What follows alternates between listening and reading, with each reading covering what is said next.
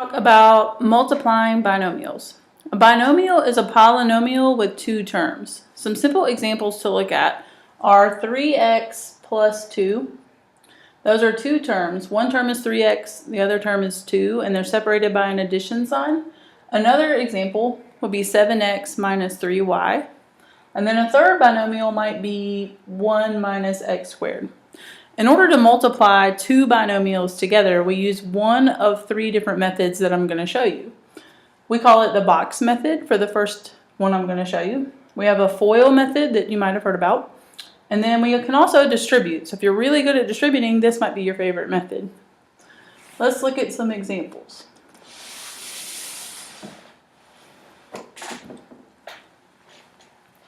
Okay, for example 1, we have the binomials 3x plus 1 and x plus 4 multiplying together. So to use the box method, you set up a box that's 2 by 2 because we have two terms multiplying two terms, and we want to make sure we multiply each term by the other term in the polynomial. So I set up 3x plus 1 on the top and x plus 4 on the side. You can put either binomial on the top or on the side, but you do need to keep that binomial together. So I multiply 3x times x, and that would give me 3x squared. I multiply 1 times x, and I just get 1x. I don't have to write that 1, but you can if you need to. We have 3x times 4 would give me 12x, and then 4 times 1 would give me 4. If you need to put the positives and negatives, you can, but you don't have to do that part either. Then you look and see if we have any like terms. We've talked about adding like terms together when we can. These two, more often than not, end up as like terms, but not always, so be careful. So we bring down our first term. We have 3x squared. The two in the middle add together to be 13x, since there's like an imaginary 1 right there. So 1 plus 12 is 13. And then we have a positive 4. So that would be our answer. Now let's look at it using the FOIL method. Switch my colors. So just foiling, we have the first term. First means the first term in each parentheses.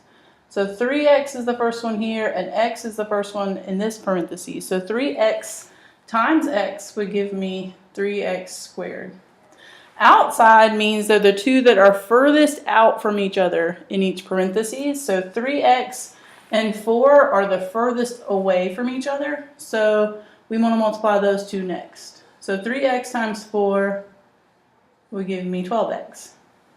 Inside are the two that are the closest together, but still in separate parentheses. So the 1 and the x are my inside terms, so that would just give me 1x. And then the last terms are the last terms in each parentheses. So 1 and 4 are my last two. They're also the last two that I haven't used yet. So 1 times 4 would give me 4. Again, we look to see if we have any like terms that we can combine. So I see 12x and 1x here in the middle could go together.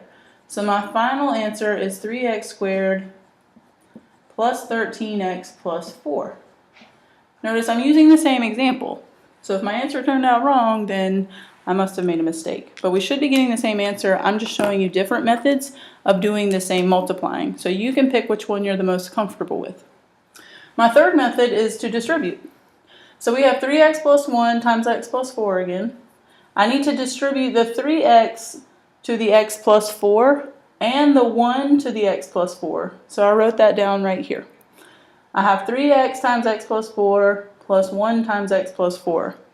So then we distribute. 3x times x is 3x squared. 3x times 4 is 12x.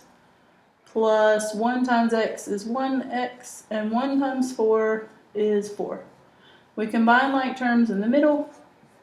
And we still end up with 3x squared plus 13x plus 4. So let's try one more using all three methods. So again, you can pick which one you like the best. So let me go back to my blue marker. We have the box method, but let's look at this example. We have 5x minus 3 squared. So they didn't write out two binomials, but the square means that we're going to multiply 5x minus 3 by itself. So we really do have two binomials represented in this statement.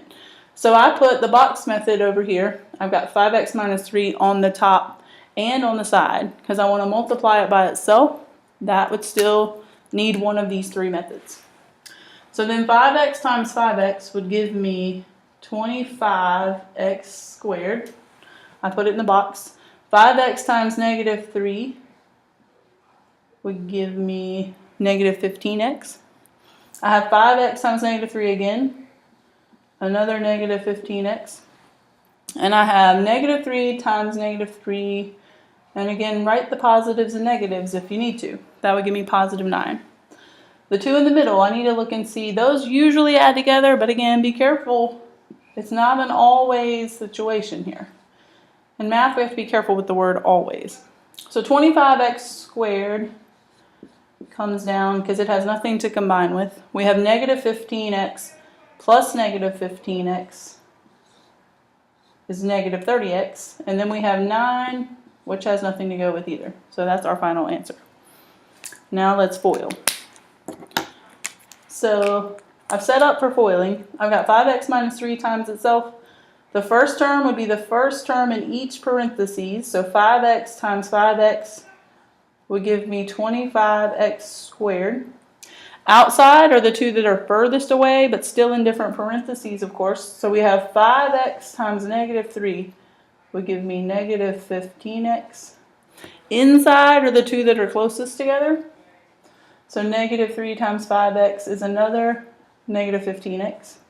And last are the two that are the last ones in the parentheses, and you haven't used them yet. So negative 3 times negative 3 is positive 9.